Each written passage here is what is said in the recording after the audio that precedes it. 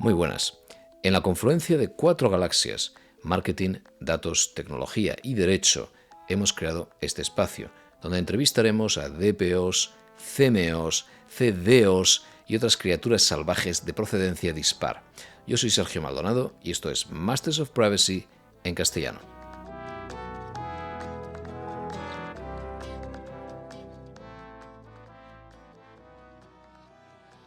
Muy bien, hoy revisitamos el mercado publicitario digital, primero porque toca, porque esto va de la intersección entre marketing, datos, tecnología y derecho, como digo, hasta la saciedad, y de vez en cuando hay que hacer un énfasis especial en cada una de las 4 esquinas, estas galaxias, para enriquecer o dar profundidad al análisis conjunto. Me queda además claro que no se puede entender de otro modo los riesgos que con tanta frecuencia nos toca auditar o debatir aquí, o incluso algunas de las multas más recientes en el campo del recabado de consentimiento, el uso de píxeles, los APIs de conversión, la cesión de datos a terceros, aplicaciones móviles, etc. Hacemos este análisis o esta inmersión con Elías Nuevo, que empezó conmigo en Divisadero, que de aquella era mi empresa, y hoy es Merkel España. Y tras más de 15 años de experiencia en el sector, ha ido sumando Elías al análisis de datos o la gestión de estos a gran escala diversas habilidades como estrategia, creatividad, medios digitales y finalmente todas las áreas transversales que afectan a una agencia como Jellyfish, que él mismo abrió en el mercado español en 2017. En 2021 tomó las riendas del sur de Europa. Actualmente lidera Elías un equipo de más de 100 personas en las oficinas de Madrid, Barcelona y Milán y trabaja con marcas y empresas de primer orden o en el Fortune 500. Vamos a ver qué nos cuenta.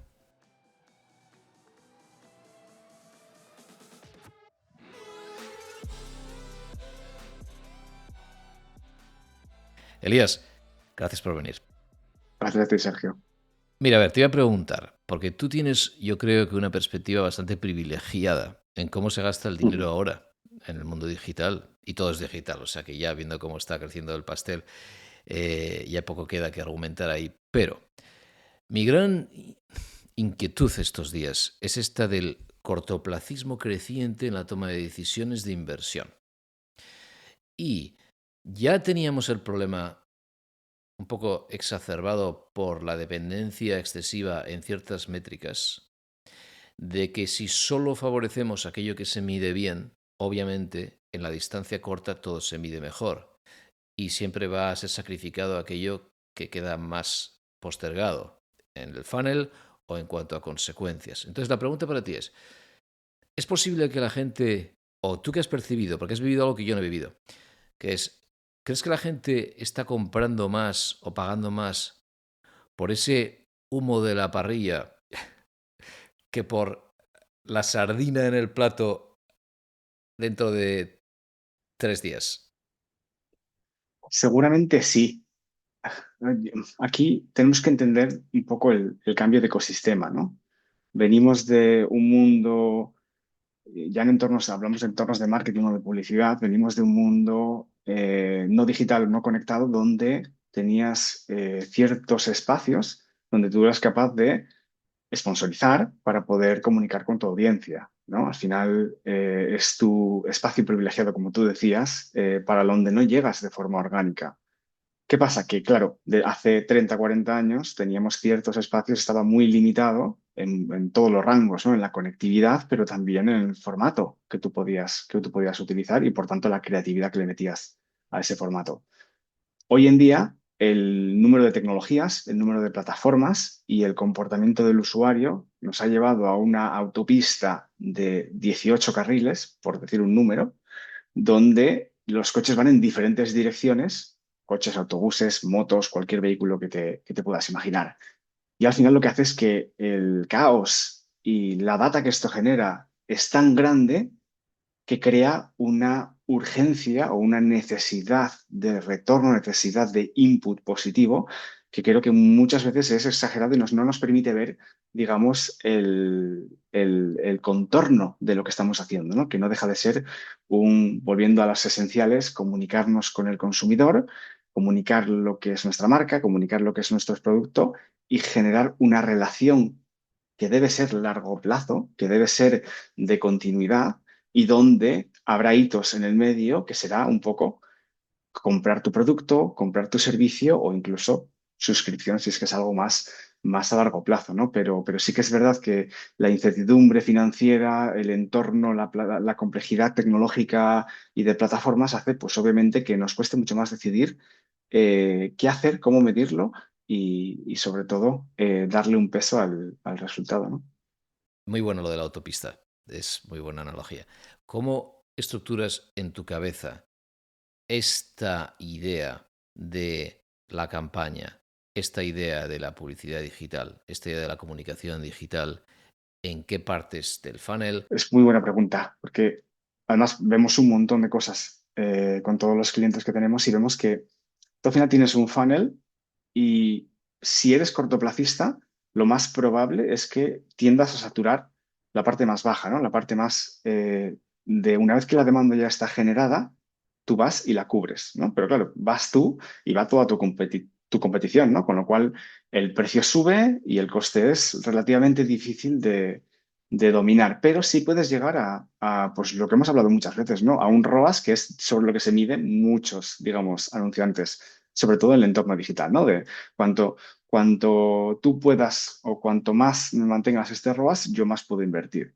Pero ¿qué pasa? Que la parte de demanda generada es muy limitada. Es verdad que tenemos muchas plataformas en las que se pueden probar cosas, que hay que resaltar que no para todo tipo de presupuestos, necesitas volumen para poder saber si algo funciona o no, pero llegará un momento en el que relativamente se sature, ¿no? Y por ahí es cuando empiezas a, digamos, subir un poco de nivel y dices, bueno, ya no solo tengo que ir al que busca mi servicio o producto, o un poco, digamos, ya está directo en la categoría, sino a quien está en fase de investigación, fase de research, ¿no? Al final de evaluar cuáles son las opciones. Aquí entran otro tipo de formatos y de publicidad que no te van a generar el ROAS que te genera la parte baja, pero que ya te van a empezar a generar unas relaciones más a medio plazo porque vas a empezar a tener un tipo de comunicación con audiencias distintas que no están tan, digamos, cercanas al proceso y cuya creatividad tiene que ser, cuyo mensaje tiene que ser distinto en ese sentido, ¿no? Y ya cuando obviamente tienes un poco mapeado ese espacio, que es muy grande y muy denso, por tanto es muy difícil de controlar, todavía tienes otro pasito más arriba, simplificando mucho el funnel, ¿vale? Que puede ser mucho más complejo, donde tienes que dar a conocer tu marca y no solo tu marca, digamos, en un mundo donde nos movemos entre generaciones, ¿vale? Que cada generación va un poco haciendo sus propios patrones de comportamiento, patrones de uso de tecnología y, bueno, y no tecnología. Tienes que mostrar tu mensaje de una forma en la que también te comuniques con tu audiencia. Por ejemplo, un ejemplo muy básico es la generación Z, por ejemplo, que es la futura compradora de nuestros productos y servicios, a lo mejor para algunas marcas en 2 años y para otras en 40, pero acabarán llegando, ¿no?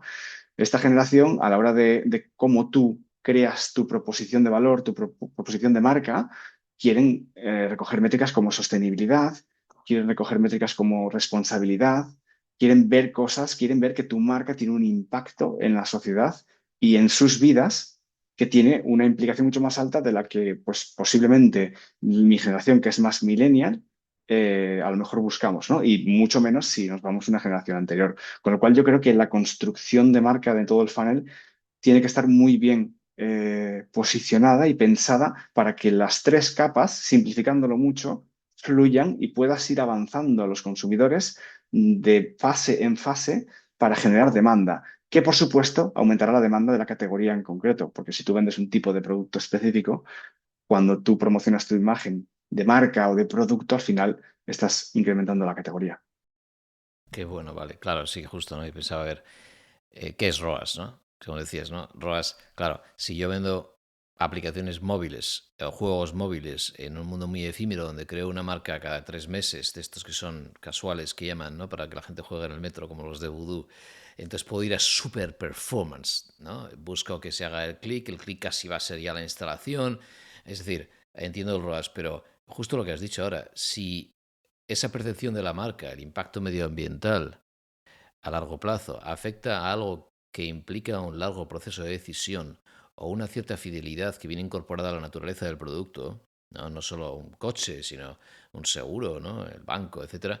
No solo tienes el lastre de todo aquello que se creó antes de empezar tu campaña, que esto es inevitable, no puede nadie pensar que por ir a una nueva agencia está tirando a la basura todo el bagaje, ¿verdad? De reputación buena y mala, ¿no?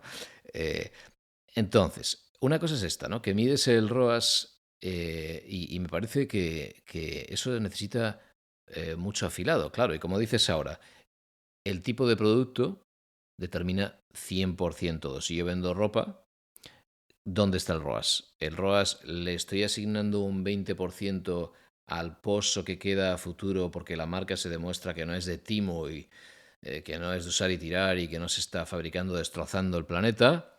Y el 80% se lo estoy dando a que quiero que se venda. La gente tiene que tener muy claro cuál es, ¿no? El contrapeso.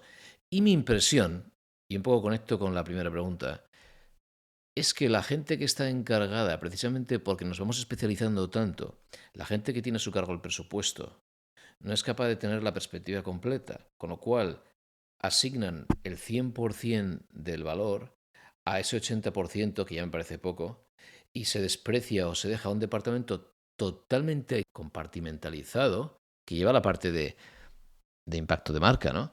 Entonces, por enfocar esto, te viene a ti una marca, ¿no? Por ejemplo, una marca que venga con cierto bagaje. Como digo, imaginemos servicios financieros, que no sea un banco que acaba de nacer, que con todo el marco regulatorio que hay es complicado. Y en ese momento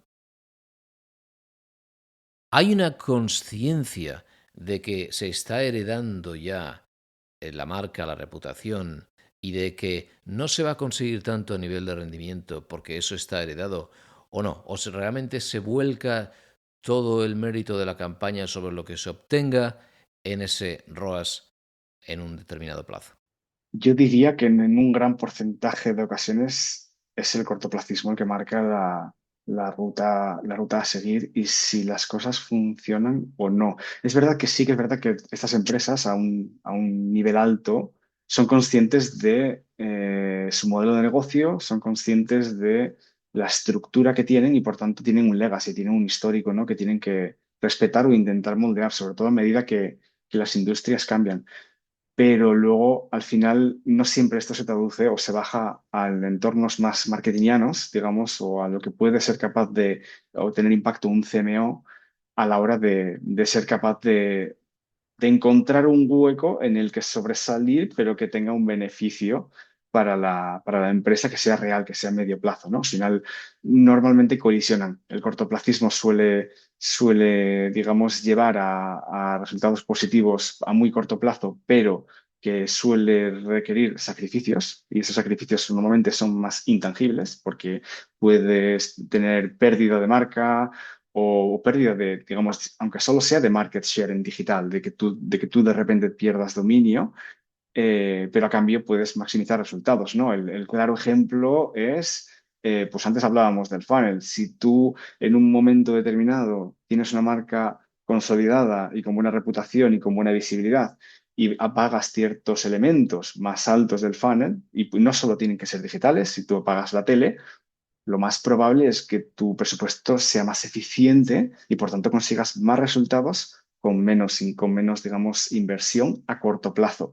Pero claro, a 1, 2, 3 años vista, de alguna forma esto te va a impactar, porque obviamente estarás dejando de impactar a estas audiencias que están entrando en la categoría o en el producto, que son tus audiencias de mañana, ¿no? Y que mañana tendrás que recoger. No digo que esto sea exactamente el modelo, digamos, referencia para todas las industrias o todas las categorías, pero sí que el hecho de ir a corto plazo hace que tú a medio plazo te estés dejando algo por el camino, porque obviamente en algún lado tienes que perder, o pierdes en rentabilidad o perderás en otras métricas que afectarán a tu futuro de negocio. Claro, muy bueno. Vale, entonces ya llevándolo por métricas. Ahora, nos hemos encontrado todos estos últimos años con que es curioso que se esté poniendo un precio más alto en aquello que es más medible. Solo por el hecho de que es más medible. Lo que decía, que la gente pague por ese humo o por la consecuencia o por la, ¿no? la aureola que se genera, de nuevo, por la métrica, que por un resultado que solo se podría medir cuando esperas un poco a que llegue ese dato, ¿no? más frío. Entonces, claro, si esto es así, ahora entiendo que cada vez será peor, porque hay cada vez menos señales, decimos siempre, ¿no? El tema de third party cookies, ya muy cansino, pero todo lo que ha pasado en Apple, por supuesto, todo lo que ha pasado en navegadores ahora implementando el Global Privacy Control y todo lo que está llegando ahora en cuanto a que se pierde la señal granular, y entiendo que seguro que te ha tocado enfrentarte al resurgir del Media Mix Modeling y toda esta idea de tomar decisiones en agregado y tal. Pero antes de llegar a esto, ¿cómo estás viendo eso y cuánta ceguera hay escondiéndose detrás del consentimiento? ¿O no ceguera? ¿Cómo funciona a día de hoy y cuál es la interacción entre la dependencia de la métrica y la necesidad de consentimiento? Yo creo que durante muchos años hicimos que fuéramos drogadictos de las métricas, ¿no? En cierto sentido. Era una buena causa, pero creo que seguramente la dirección en la que iba no tenía, digamos, no tenía apertura para tal granularidad. Al final, está muy bien saberlo todo, pero más que saberlo todo es saber qué hacer con ello, ¿no? Con lo cual, obviamente, te puedo decir que un dato es estadísticamente correcto al 100% y a lo mejor no te da absolutamente ningún tipo de información en el que tú puedas utilizar a nivel de negocio, ¿no? Y por tanto, otro que te digo es un 60% probable, sí que te puede dar a lo mejor puedes inferir cierto patrón para el que luego tomar decisiones. Yo creo que a medida que la tecnología ha ido avanzando, hemos tenido una granularidad de data muy grande, que es donde aparecieron los modelos de atribución determinísticos, que se basaban en exactitudes, que obviamente no lo eran, porque estamos trabajando con tecnología y las tecnologías nunca son exactas, siempre hay pequeños fallos o gaps. Y todo el tema del consentimiento del usuario nos ha ido o ha hecho que toda la industria, en cierto sentido, retroceda un poquito hacia la interpretación de las métricas, incluso la definición de métricas puede que se haya simplificado en muchos casos, de back to basics, otra vez, volvemos a lo que veníamos al principio. Pero también creo que en este mar de data vuelve a adquirir bastante protagonismo, hilándolo de nuevo con el funnel y quién eres tú y qué vendes, lo que es la marca y la creatividad y el contenido que tú le pones, el copy, para tú comunicarte con tu usuario, ¿no? No solo la métrica, sino también el volver a entender la esencia de todo ello. Pero sí que es verdad que la tecnología ha puesto pequeñas barreras que ha hecho que la gente no solo tenga que cambiar un poco el patrón de comportamiento y la forma en la que tomamos decisiones, sino también replantearte qué es lo que estás haciendo y por qué lo haces, ¿no? ¿Por qué realmente estás, pues lo que decías tú antes, ¿no? Estás tan enfocado en tener un dashboard con 15.000 métricas que luego al final, a lo mejor muchas de ellas no te llevan a ningún lado y otras incluso igual hasta te confunden, ¿no? Y creo que aquí hay bueno, pues una necesidad también de poder encajar un poco las piezas y en un entorno en el que creo que no podemos cambiarlo porque va hacia la privacidad del usuario, a que el usuario esté protegido y que realmente el ecosistema sea saludable, encontrar el entorno donde seremos capaces de inyectar un entorno marketingiano, un entorno, porque ya no solo es publicidad. Toda la parte orgánica también se ve afectada, ¿no? En la medición del usuario. Es cómo somos capaces de inyectar esto y de leerlo, porque antes ya empezabas a hablar de temas como tipo Media Mix Modeling, que obviamente es el punto más avanzado ahora mismo que tenemos de entornos probabilísticos, porque ya no estamos en entornos determinísticos de exactitud, sino de probabilidades y de algoritmos que te generan, digamos, sobre todo con inteligencia artificial, estas métricas de paso, que yo les llamo, porque son métricas que te ayudan, pero que no te dicen lo que hay, sino que te ayudan a reconducir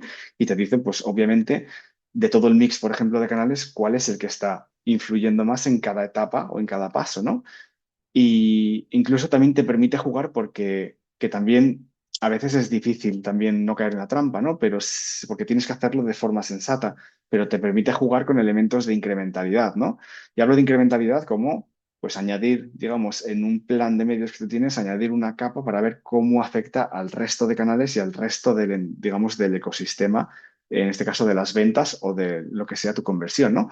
Pero de la misma forma también hemos visto algún experimento que alguno llamaría loco, que es incrementalidad, creo que se llama incrementalidad negativa, que es que tú metas presupuesto de medios totalmente vacío en un canal en el que antes hacías, digamos, tú estabas promocionando tu marca o tu producto, en este caso tu producto, ¿no? Lo que haces es promocionar un espacio en blanco o promocionar a otro producto distinto y ver cómo esto afecta al mix de canales. Creo que el juego ya deja de ser tanto determinístico para ser un juego más de, digamos, sería como un juego de rol, ¿no? Donde tienes que intentar leer las diferentes piezas para saber hacia dónde ir. Claro, es que ese es el problema que yo veo. O la ventaja que había en su día, que todos son vasos comunicantes. Claro, que estás compitiendo con tanta gente en cada espacio. Decía, no, es que ahora es muy barato este grupo de palabras. Vale, lo es porque estás solo. Porque en tu espacio, con este, yo qué sé, score que tienes ahora mismo, pues estás solo y te está saliendo, te merece la pena. Hay un retorno. Pero en cuanto llega todo el mundo a ver la oportunidad, pues tendrás que buscar otro espacio. Entonces yo estoy viendo una disparidad entre la capacidad de toma de decisión algorítmica, probabilística, como decías ahora, que puede tener la caja negra de cada una de esos carriles de la autopista y la capacidad que vamos teniendo de tomar decisiones, de decidir en abstracto cuando miramos todos los carriles a la vez. Por tanto, si ahora tú te vas al mundo Google, ¿no?, que vosotros tenéis muy dominado, en el mundo Google tenemos PMax, ¿no? Performance Max y la evolución de todo ello y cómo, primero también por el ámbito regulatorio, como ya está prohibido dejar que la gente escoja ciertas propiedades, por ejemplo bajo la DSA, no se pueden escoger ciertas propiedades, pues oye, también tiene sentido que se esconda en el mundo Meta, el espacio Advantage Plus. Y los dos vemos que se han ido yendo desde el primer momento donde todo era un píxel, tenían su píxel de conversión y entonces alimentabas y te conminaban a que de la que lanzas la campaña siempre tengas tu píxel de conversión y eso iba un poco en paralelo y a veces en contravención de lo que se decía por el lado de Analytics.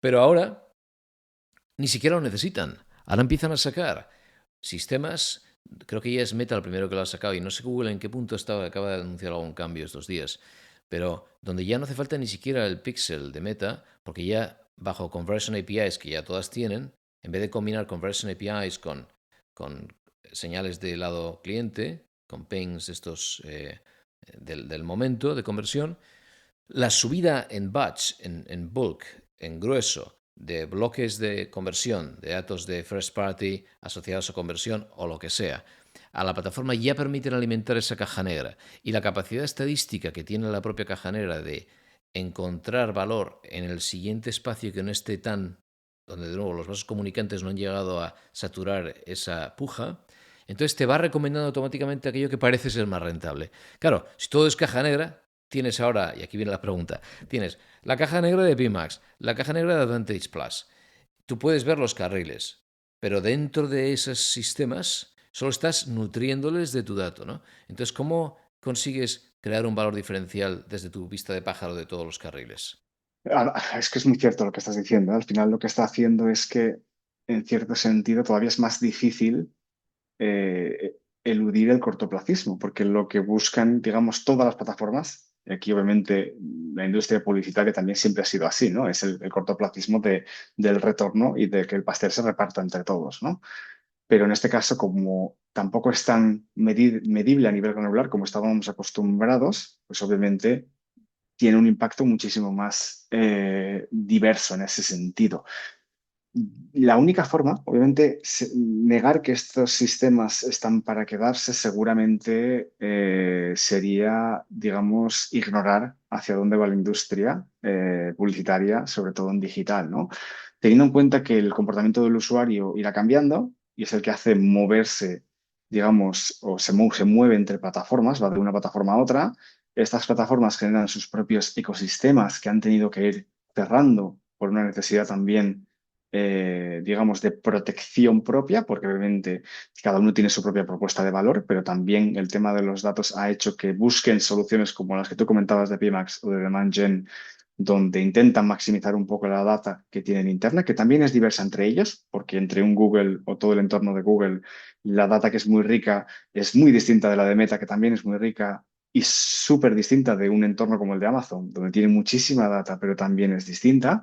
Y ahí es donde realmente creo que no podemos negarlo y tendremos que utilizar esto como tecnologías complementarias en nuestra estrategia. Ahora bien, dentro de esta estrategia de dónde pongo yo el presupuesto, tiene que haber otros criterios que te ayuden a entender, uno, cuál es el, digamos, o qué tipo de retorno tiene, si es cortoplacista o es medioplacista, porque obviamente un formato bajo en el funnel de búsqueda, por ejemplo, de texto, de capturar demanda a largo plazo, pues genera poco, pero un formato más, digamos, a nivel creativo de capa media en el funnel, como un pre-roll, por ejemplo, pues ya estás impactando un tipo de audiencia distinto con un formato distinto, es entender realmente cómo.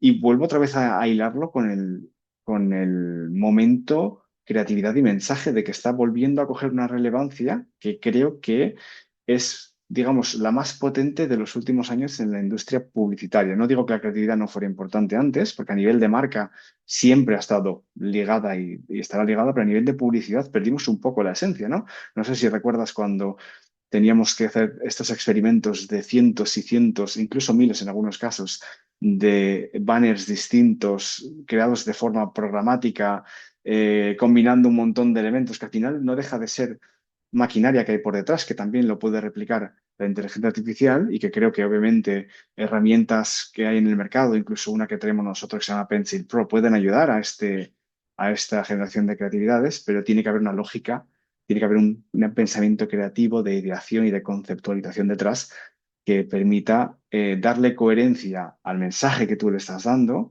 y de ligarlo con la audiencia, que por tanto tendrá que ser ligada o cercana a tu público objetivo y que tiene que estar en la plataforma en la que tú estés impactando en ese momento, porque de nada sirve si tú te vas a todas las plataformas por el mero hecho de utilizarlas, que en algunos casos pasa, y por tanto estás dejando incluso o estás teniendo potenciales, no pérdidas, pero digamos, deficiencias de crecimiento, digamos, el coste de oportunidad que tú puedes tener en una plataforma por estar diversificando demasiado tu presupuesto hacia otra, ¿no? Yo creo que es una fórmula muy compleja, cada anunciante lo vive de una forma distinta porque cada industria es un mundo y obviamente el peso que tiene digital, la publicidad y el marketing en cada empresa es distinto, pero creo que vuelve a ser un tema de dejar de hacer las cosas por hacerlas y basadas en este cortoplacismo y empezar a utilizar un poquito más la cabeza de por qué estoy haciendo esto y cómo voy a medir yo los resultados, ¿no? Que va también ligado a la tecnología que hay ahora, que es mucho más avanzada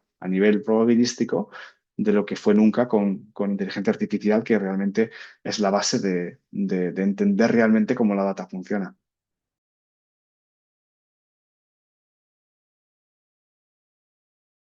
Claro, la audiencia va a estar dispersa en sitios muy distintos, en función del vertical, del producto, de qué buscas, porque ahora está muy atomizado.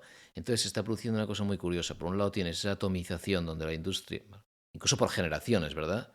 Lo que, oye, los niños pueden estar haciendo en Snapchat, solo hacen en Snapchat, algunas cosas solo en TikTok, y ves que en función de en qué parte del funnel, como decíamos, ¿no? Siempre se dice, oye, Discovery, hasta ahora era Instagram, pues eso, TikTok, YouTube en cierta medida, si ya tienes clarísimo lo que quieres, la puja en retail media o en el mundo más Amazon, es verdad que retail media en el top of funnel también en esos nuevos eh, distribuidores que se han sumado al inventario de retail media, pero ahí está entonces el valor de la agencia, ¿verdad? Ahora que estamos hablando de que están en declive los grandes grupos de comunicación con la fusión de IPG y Omnicom, claro, nacieron en un mundo en el que la compra de medios era compleja, porque tenías toda esta pluralidad salvaje de posibilidades. El mundo de la televisión, de la prensa, comprar era muy complejo, muy disperso, y ahora está pasando que por un lado es verdad que se atomiza la audiencia,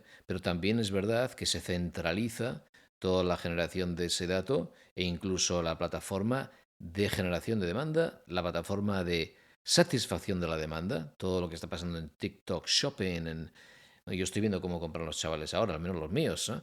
Y ya no tiene nada que ver, claro. Entonces, ¿dónde ves el rol de la agencia ahora? A día de hoy, a día de hoy nos movemos a medio camino, yo creo, y hay un tema que no hemos tocado mucho hoy, que es la inteligencia artificial y cómo esto va a jugar un peso fundamental en todas las agencias. En este caso, Publi, pero puede ser contenido o incluso tecnología. Y yo creo que la tecnología va a hacer que nuestros trabajos o se hagan de forma más automatizada, más sencilla, ¿no? Incluso la compra de medios, sobre todo teniendo en cuenta que estas plataformas como Google que mencionabas, un PMax, un DemandGen o incluso la réplica de Meta o de Amazon, tiende a simplificar el proceso de compra, ¿no? Tiende a tomar las decisiones por ti de ese entorno en concreto.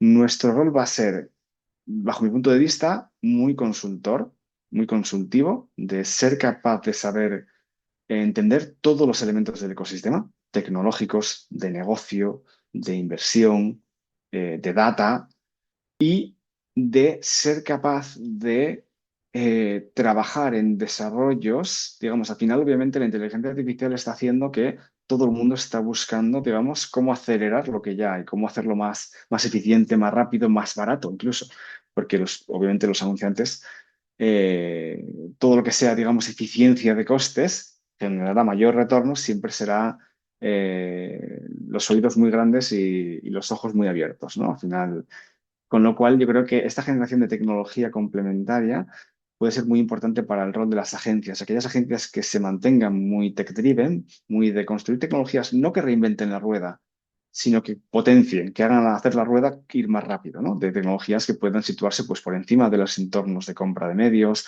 tecnologías como, por ejemplo, la que comentaba antes, que tenemos en la casa de Pencil de generación de imágenes con inteligencia artificial, que incluso te predicen el éxito o el índice de éxito que tu formato publicitario va a tener en la plataforma en concreto, o incluso tecnologías que pueden ayudarte a hacer una visión un poquito más del futuro.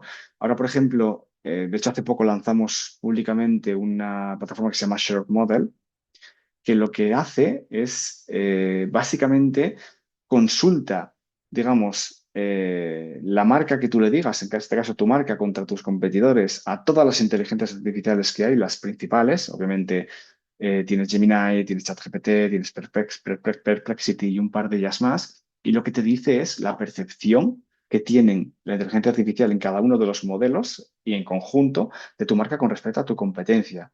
¿Cuáles son los atributos que te da? Cómo se posiciona a nivel de búsquedas en entornos, digamos, de inteligencia artificial, lo cual obviamente a día de hoy seguramente no tiene un peso fundamental en estrategias de marketing o de negocio, como lo tiene, por ejemplo, un SEO, porque hay muchas empresas que si le pagas el SEO probablemente sufrirían bastante y la cuenta de resultados se vería bastante perjudicada, las más nativas o digitales, pero que estamos viendo como el comportamiento del usuario en un entorno tan nuevo, tan disruptivo, ha cambiado de forma muy acelerada, igual que le pasó, por ejemplo, a TikTok en la pandemia, como alcanzó un auge.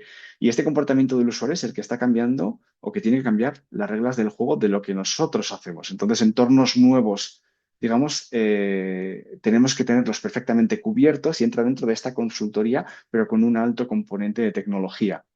Y el tercer componente que creo que es fundamental y que creo que aquí vamos a jugar diferentes juegos en función de qué tipo de agencia eres, creo que es la agilidad en todo esto o todo este cambio y en procesarlo y en adaptarse al cambio que tenemos delante de nosotros. Porque obviamente no es lo mismo, tú lo sabes, al final vienes, digamos, de tener al final el control, digamos, empresarial de un tipo de agencia similar. No es lo mismo algo pequeñito que a medida que va escalando en el proceso de toma de decisiones, en el proceso político y incluso en el proceso financiero. Al final, de qué depende tu cuenta de resultados a nivel de agencia para sobrevivir los próximos 3 6 12 o 2 años, ¿no? Y al final vemos como fusiones como la que hubo la última semana, pues en muchos casos se discute si el componente es estratégico o si el componente es puramente financiero, ¿no? Digamos, de supervivencia. Con lo cual aquí, pues yo creo que hay bastantes componentes, pero creo que esta agilidad en adaptarse a que el cambio es terrorífico, porque obviamente llevamos muchos años en esta industria, pero yo creo que en los últimos el cambio es todavía muchísimo más acelerado y más constante. Ya no puedes, digamos, relajarte ni unas cuantas semanas porque obviamente te puedes quedar atrás. Y aquí obviamente creo que será la clave en lo que nosotros o cualquier agencia, digamos, en el rol que juguemos con los clientes, ¿no? En cómo, cuánto de valor seas capaz de aportar, entendiendo que el concepto de valor va cambiando progresivamente y en este caso se convierte en mucho más acompañante que no ejecutor. Claro, buenísimo. Tienes razón que esa agilidad Tiene que ser una ventaja competitiva brutal a nivel de agencia, teniendo en cuenta el lastre que lleva también todos los grandes grupos, la cantidad de bocas que hay que alimentar, el politiqueo que hay ahí, heredado de tantos grupos, tantas compras, es lógico. Una última pregunta, entonces. Todo el mundo habla de AI, tú has mencionado vuestra herramienta, generación de creativos, hace tiempo que escucho lo de AI-driven creatives, todo eso está muy bien, pero a veces lo vemos desde el punto de vista del anunciante únicamente y parece que todo el mundo cambiara solo para el anunciante, ¿no? Podemos generar creativos, vale, fantástico. Podemos medir audiencias de una forma mejor, fantástico. Pero hay que aceptar, asumo también que el consumidor está a su vez también cambiando gracias a AI y lo que decías ahora, ¿no? De un perplexity y cómo la gente deja de buscar cada vez más. Esto es una cosa que va creciendo, es exponencial. Hablaba con James Smith en un podcast que publicamos hace unos días de esta idea del post-web, que me encanta la idea. En cuanto a que cuando llevas AI al lado del consumidor, es un mundo post-website, post-visual, basado en agentes, del mismo modo que la empresa está diciendo, oye, corto costes porque genero creativos, ¿creativos para quién? ¿Cómo sabes que el creativo lo va a ver alguien si al final yo es que paso ya de ver creativos generados automáticamente? ¿Sabes? Como consumidor, eh, ¿qué hace Perplexity? Atraviesa como una cuchilla las webs, ¿no? Como puede hacer un ChatGPT y te da directamente la información. Todo el esfuerzo, toda la matada, has dicho, SEO. El esfuerzo visual de una web pensada para seres humanos con sus cinco sentidos, ¿no? Ahora de repente yo uso un agente que atraviese a través de Booking.com, de la empresa de vuelos de American Airlines, de British, del que sea.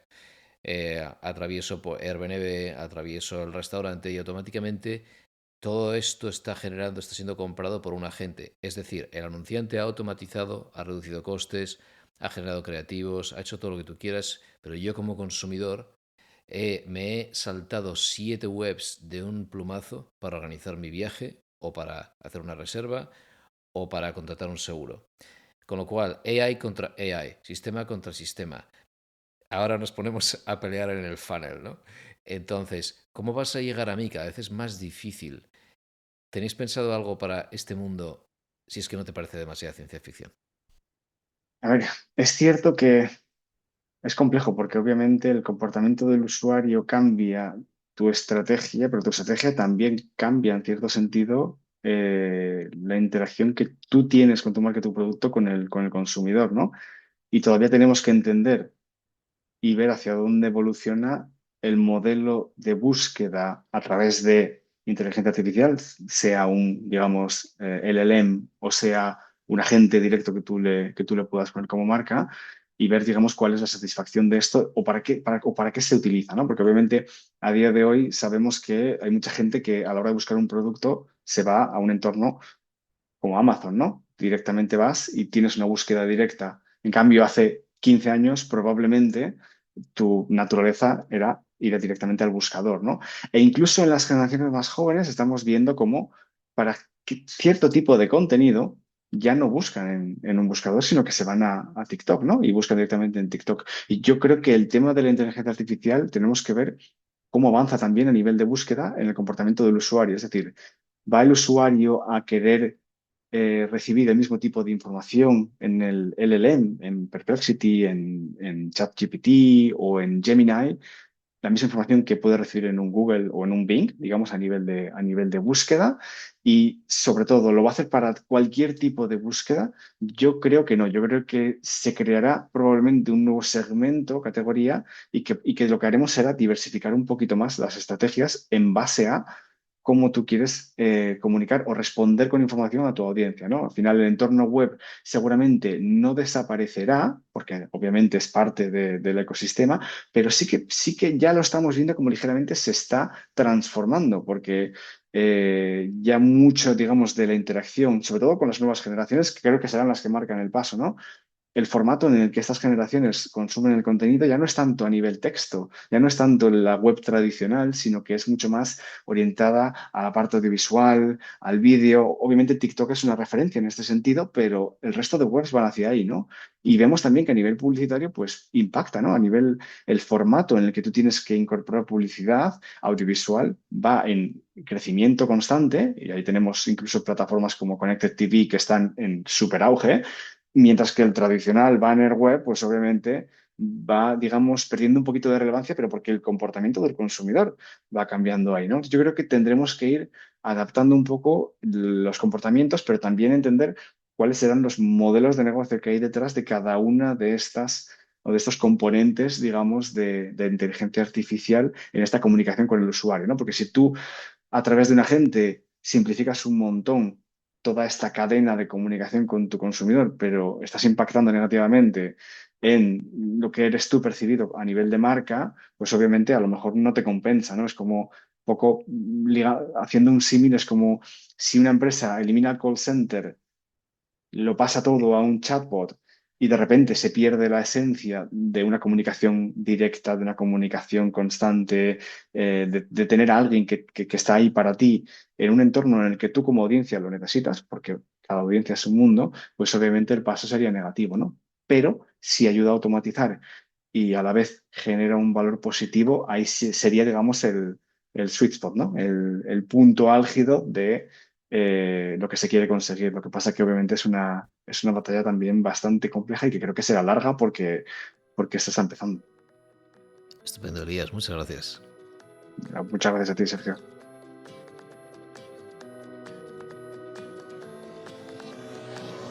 Hasta aquí hemos llegado hoy. Síguenos en Blue Sky y en el perfil de Masters of Privacy verás un Starter Pack con las cuentas de toda la gente que ha participado aquí hasta la fecha.